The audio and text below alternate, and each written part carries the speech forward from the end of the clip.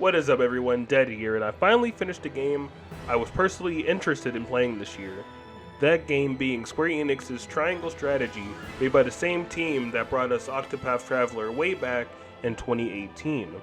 Now, me being the Square drone that I am, seeing that there was a new strategy RPG in that very nice HD 2D style that looks very good, it immediately caught my attention. I knew I just had to play it. Before we get into this video, let's get some things out of the way. I'll be talking about this game in depth, which means I won't only just go into details over the gameplay, but the story as well, but do not fret. There will be spoiler warnings and timestamps when I do go into that kind of detail, and with that out of the way, let's get into my thoughts on Triangle Strategy.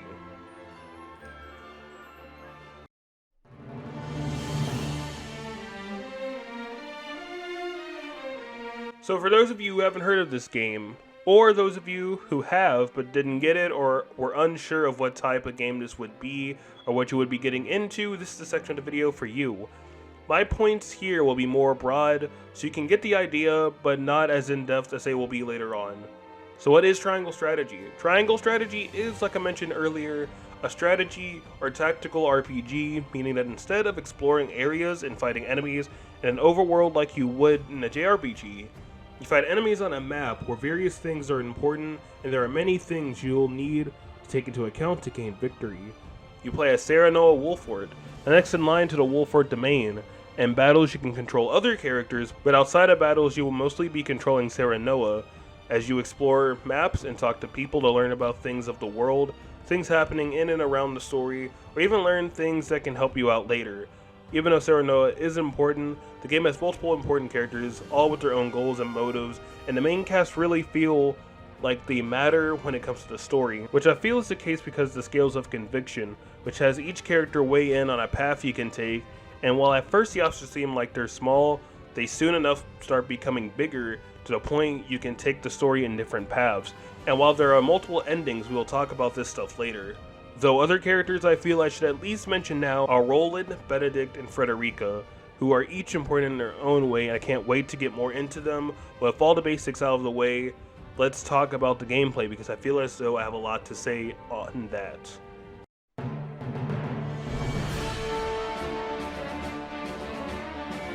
The gameplay of Triangle Strategy is one of its strong suits. There's so much to take into account while in a battle that to me personally does not feel overwhelming, and I think the game does at least a fine enough job of easing you into the intricacies of the combat.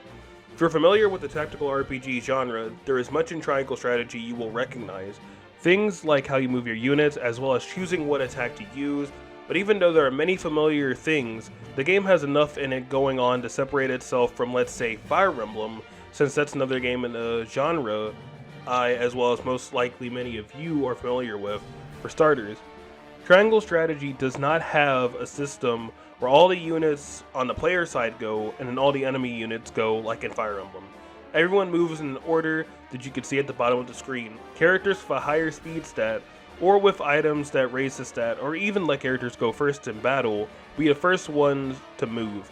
Prime example being Ana, the assassin who goes first in many battles you would have her involved in, as well as having a high agility to dodge enemy attacks.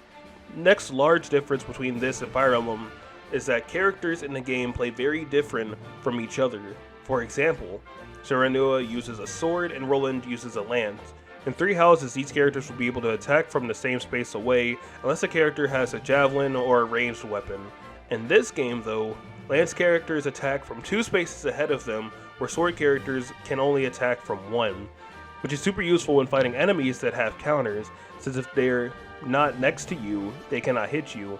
And character differences do not stop there. Yulio also uses a sword, but the main thing that separates him from Serenoa is that his playstyle is built around the TP system, TP being how you use your moves that aren't your basic attack. You can steal TP from enemies, or give TP to your allies, so around magic users who rely on TP, it's good to have them around. And a huge thing about the battle system I have not mentioned yet are follow-ups. When a character attacks an enemy unit and an ally is next to that unit, that ally will then follow up and attack them next, which makes getting surrounded in this game really scary, especially if the enemy has a unit that can attack twice in one turn. Other things in battle to look out for are which side you are attacking an enemy from. Much like in Final Fantasy Tactics, the front, sides, and back are all areas an enemy, as well as you, the player, can attack from. The front will lead to the least amount of damage. The sides will be a bit more damage, but an attack to the back will be a guaranteed critical and can very much be a bad thing if you are not careful. The damage output in this game is really high, and you can lose a character in a few turns if you are not careful enough, so thankfully the game does not have permadeath. That does lead me to this though, and that is that if you die during a battle, your experience and the levels your characters gained are saved. You can start to level over with your allies at a higher level than when you initially started the battle. But that does lead to an issue I have, which is that some battles can feel really hard, and even at times have a recommended level that is higher than the one that you will be at. It doesn't happen too often, but when it does, it can feel like you are throwing yourself at a wall repeatedly until you finally overcome the battle. I personally don't mind this too much, but it definitely can be annoying and is a little bit of the reason why this video is coming out when it is, even though I got the game at launch and played it consistently. Back to positives of the gameplay though, is that magic can affect the terrain you are fighting on, and it's really cool and useful. If there is dry grass, a character with fire magic can light it ablaze and damage anyone that walks through it. If there's a puddle or areas that are drenched with water, a character with lightning magic can strike it and damage and potentially paralyze anyone standing in the area. Magic and terrain is just one more system in the game that adds layers of possibility to a battle, and I love the game for this. Outside of battles, there's a main menu, as well as a map, that can lead to story events, side stories, and character stories to flesh out the world, the story itself and characters, but I will save that for the story section of the video. Other than that, you have the encampment, which is a small hub area where you can see various characters hanging out, as well as access to the shop to buy upgrade items, accessories, healing items, and such. Blacksmith who can upgrade your weapons, giving your character stat boosts, and a shop where you can spend kudos on things like notes, medals that upgrade your characters further, and various other things that help you in the game. Final thing in the encampment is the ability to do mock battles, which will net you some experience, money, and kudos for completing them. I would go more into some smaller things in the game, but considering this section in and of itself is a page and a third. I think you guys get the combat of this game very much, so let's move on to talking about this game's story and how it goes about telling it.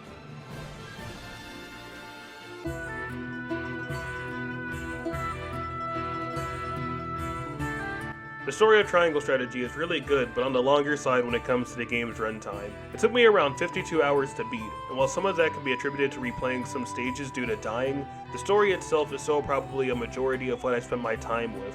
Now while the story itself is pretty lengthy, I feel the game has provided a way to segment the story so that there are breaks between scenes where you can save, and battles do happen frequently enough to where it doesn't feel like there's a drought where there is no gameplay. To elaborate, the story is told like you would expect in a JRPG, with characters standing around in an environment and talking to each other, with a really good thing being that the game has a majority of scenes voiced, and the voice acting is fine. Not necessarily bad, but not really amazing, and some of the actors are pretty good. The story is very much about war and politics, and every character does have their own motivations for doing things, and while I found what they were talking about interesting, I know it's not for everyone. Though if you enjoy games that do go into their themes pretty deeply, I think you will enjoy the story. I did mention earlier I feel the game segments the story very well, so let's get into that. Like I mentioned earlier in the gameplay portion, the main menu is where everything outside of battles are going to be selectable. On the main menu there are things you will want to pay attention to when you see them. Red exclamation marks, which are the main story scenes, green exclamation marks that are the side scenes, and the character stories on the bottom of the screen you can access at certain points in the story. The story scenes are what a majority of the game story will unfold in, and while a lot of it is again characters talking, there are times where the game will let you explore an area to help you with a big mechanic I mentioned earlier being the scales of conviction. Like I alluded to earlier, the scales that you choose which paths to go down, with options becoming more and more important and game-changing, leading to the game having multiple endings from what I've heard. In the story, the scales are used so that 8 main characters can vote on a path, and whichever has the most votes will be the path you go on. These 8 characters that get to choose are the aforementioned Serenoa, Frederica, Roland, and Benedict, and the ones I haven't mentioned significantly yet being Anna, Erador, Gila, and Huette. While I mentioned other characters, they as well have motivation. Those 8 are the main contributors to the story, and each are consistent to how they choose their answers. I want to take the time to break down these characters a little so you guys can understand, and I'll try to be quick, but this may take a while. But starting with Serenoa, he does have a character of being kind-hearted and a natural-born leader. The player will be making most of his decisions, and thus, however you feel toward an event will be what he goes with. Benedict is the royal advisor to the Wolfort domain, and is very proud of the domain, and has a huge respect for what Serenoa's father did during the war that takes place before the game. While he is a very smart tactician and will give very valuable insight, usually if there's a decision that will put the domain at risk, he will not budge for it. Iridor is also under Serenoa as his shield, and just like Benedict, he served under Serenoa's father. While he can be brash and will lean towards whatever option will lead to a fight, especially if it's to protect the domain or other people, he is unlike Benedict and will be more open to listening to Serenoa, and generally is willing to hear him out on any occasion. Anna is an assassin and a spy to the Wolfort domain that was raised by Benedict. I may be wrong, Anna didn't do much in the route I went with, but she has a good heart and is usually one of the people that will be indecisive when it comes to voting, which makes it easy to persuade her. Last person directly related to Serenoa is Roland, the next in line to the throne for the Kingdom of Glenbrook. He usually listens to Serenoa since he has a great respect for his friend, but there are a few occasions where he will be tough to reason with. Most notably, a moment in the story that is a spoiler, so I don't want to get into that now, but no, Roland is also very emotional. Hewett is tied to Roland being his scout.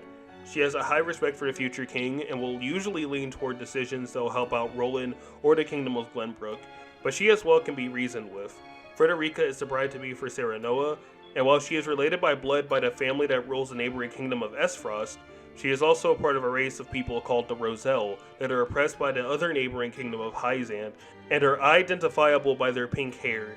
She is able to be reasoned with early on, but when it comes to events that require the Roselle to be in danger, she will not be persuaded towards that, and later in other spoiler things there will be decisions where you won't be able to reason her out of. Last but not least is Gila, who was Frederica's teacher since she was a child and taught her all the magic she knows. Gila has a lot of respect for Frederica, so therefore will usually side with her when it comes to things, or will go to the more diplomatic option if available. This is a basic summary of all the characters, and hopefully I didn't miss anything important, since there is so much more. And now that the characters are out of the way, let's finally get into the actual plot of the game. The basic setup for the game is that years ago, there was a war called the Salt Iron War. This was this big deal that led to how many things in the game are now. Hyzant, a desert kingdom, has control of all the salt. Esfrost, a kingdom in the mountains, has control of all the iron, and has a more strong should rule the weak mindset. And Glenbrook, the kingdom in the middle, trying to mediate the two other kingdoms by forging relations with help from the Wolfort domain. They used to be a part of Glenbrook, but broke off to be their own domain. The game starts with relations going well, with Glenbrook and Esfrost having a joint venture to produce iron and Hyzant trading salt with both until an incident occurs that leads to Esfrost declaring war on Glenbrook and even winning. I would say this is a spoiler, but so much bigger things happen, and all of this happens early in the game. The Wolfort domain is now stuck in a predicament to where Esfrost wants to expand, and they're too small to keep up the defense from Esfrost. So their options are to try and get protection from Hyzant, or try to get on Esfrost's good side. And from here is where I want to say the story really deviates depending on what you decide to do. I haven't talked to many people who have played the game, but from reviews I saw before I got the game, many people claim that the game can deviate heavily, and there are definitely times where I could see that happening. So while I will explain my route, I would love if anyone in the comments would explain what routes they got to, so I can see how different the game can get. With that being said, this is where I will get into spoilers, and it will probably be a chunky bit of the video, so skip to the time on screen to avoid them. But anyways, 3, 2, 1, you have been warned. So the route I went ended up with me uncovering an illegal trade deal going on in Hyzant that led Serenoa into getting high up into their political system. One thing I have yet to mention is that the Wolfort domain has been in possession of previously liberated Roselle from Hyzant that Frederica's mother had freed in a rebellion, and Hyzant is still not happy with that, so soon after joining them, they require Serenoa to hand over to Roselle. The game then gives you the ultimatum to either hand over the Roselle and undo everything that Serenoa's father and Frederica's mother did for the Roselle, or refuse and ruin your relationship with Hierophant and can fuck you over in the future. The game is just filled with different options like this that can have outcomes that can help you out in some ways or can be detrimental to you in others. One more thing, remember how earlier I said that Frederica will be set in her ways when it comes to the Roselle, whether it be to help them out or to refuse to hand them over to Hierophant. Well, during this route is really where her character is set on freeing the remaining Roselle. A lot of Eskelt's conviction routes later on start having Frederica want to free them more and more as she starts becoming more and more restless to how the Hierophant are treating them. If you didn't get the idea yet, there is way more going on in the story than just Ezra's conquest and Roselle oppression. In the background as well as the forefront, there are many things going on in this game's story, like Serenoa's actual lineage, Roland's arc of taking back the throne, and even a bit of revisionist history on what the Roselle are and their ties to Hierophant. Just God, the story has a lot. Let me get to the ending though, so we're not here for 50 years. On the end of my route, the cast find out that the goddess that has been used to control Roselle out of fear for years is fake, and the statue they worship was built around a giant pillar of salt. So Frederica plans to blow up the statue and hopefully raise the spirits of the Roselle to rebel once more and take them to a new country that has been nothing but a legend called Centralia. Benedict doesn't like this plan, since it would mean abandoning the domain, so he decides to leave the group and leave the Wolford domain by himself, and that's the last you see of him. The plan does end up working, but on the way to the docks where the boats are, you are cut off by Edor, the main face of the political system in Hierophant, and he is hell-bent on stopping you and re-enslaving the Roselle once more. The fight is a bit tough, especially since escorting the Roselle can be annoying, because they are controlled by AI. Once you do beat him, everyone escapes, but Edor decides to sacrifice himself by blowing himself up, which would take everyone else there out with him. But Serenoa sacrifices himself for his friends, allowing them to escape the blast, and Serenoa does, unfortunately, die from this. He does become a motivation to his friends to not regret the decisions they make, and to know that even if it leads to death, to know they are right, which ties into the game with the conviction points you get throughout the game, and the decisions you've made with scales of convictions, and going on whatever path you thought was right. The game does have an epilogue, with finding out that Benedict has partnered with Esfrost to help them beat all the enemies they have in exchange for the land that was the Wolford domain, and Norzelia is left in a constant power struggle as the country continues to war with itself. Though Frederica, the rest of the main cast, as well as the Roselle, do make it to Centralia, where they intend to start a new life from the ground up. And with that, the spoilers are over. I know I could have gotten a lot more into certain story aspects, but I do want you guys to play this game for yourselves, as well as there genuinely being so much in the story that can be hard to keep track of. The last bits of the story I do want to touch on won't take as long though. As I mentioned earlier, the green exclamation marks are side stories, so between certain story beats where you're on the main menu, you are given the option to select these, and what they are little scenes that help flesh out the world or show what the people, albeit villains or allies, are planning at the moment. While I did watch all the ones that showed up, I'm pretty sure these are all optional, so you don't have to watch it if you don't feel up to it. Which now leads us to the character stories. Much like the side stories, these are optional things for if you want to know more about the characters, what a shock, and what they have going on.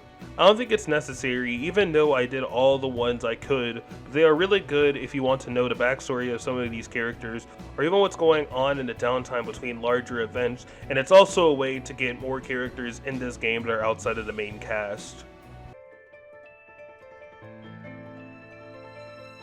The music of Triangle Strategy is, in my personal opinion, amazing. So many songs really sell the feeling of being at war. When a scene needs something more somber and emotional, the soundtrack can sell that feeling too. Even the title screen, while not being what most would consider hype, gets me extremely pumped to start the game up. Some of my favorite tracks of the game would be Valor, Destiny, and so many other tracks in the game. I really think you guys should check out the description of this video to hear any of the songs that interest you. You know, I'm curious as to who composed this game. Let's see. Looks like it was done by Akira Senju, who has done... What? Fullmetal Alchemist Brotherhood? No wonder I like this soundtrack so much then. Triangle Strategy is a truly amazing game that even despite its 50-hour runtime, I think it was still able to keep me interested all the way through. The only real complaint I have with this game are really just some battles being a little over your recommended level, leaving you to play them a few times over. which to be honest, feels a bit like a nitpick and didn't impact my overall enjoyment of the game. I was conflicted at first, but I think I can confidently say that I give Triangle Strategy a 9 out of 10. It's a very great game with depth, not only in gameplay, but in the story too. And if the video even made you a tiny bit interested, then please give the game a try. I haven't tackled a game like this before on my channel, so I hope I did a good job giving this game justice. If you want to see more of my content, please check out my YouTube, as well as my Twitch where I livestream other Square Enix games, and other games I'm interested in. I also have a Twitter and Discord server, so if you want to know updates and all that, those are your best bets. With all that being said, I have been dead. You guys have been awesome. I will see you guys in the next video. Bye.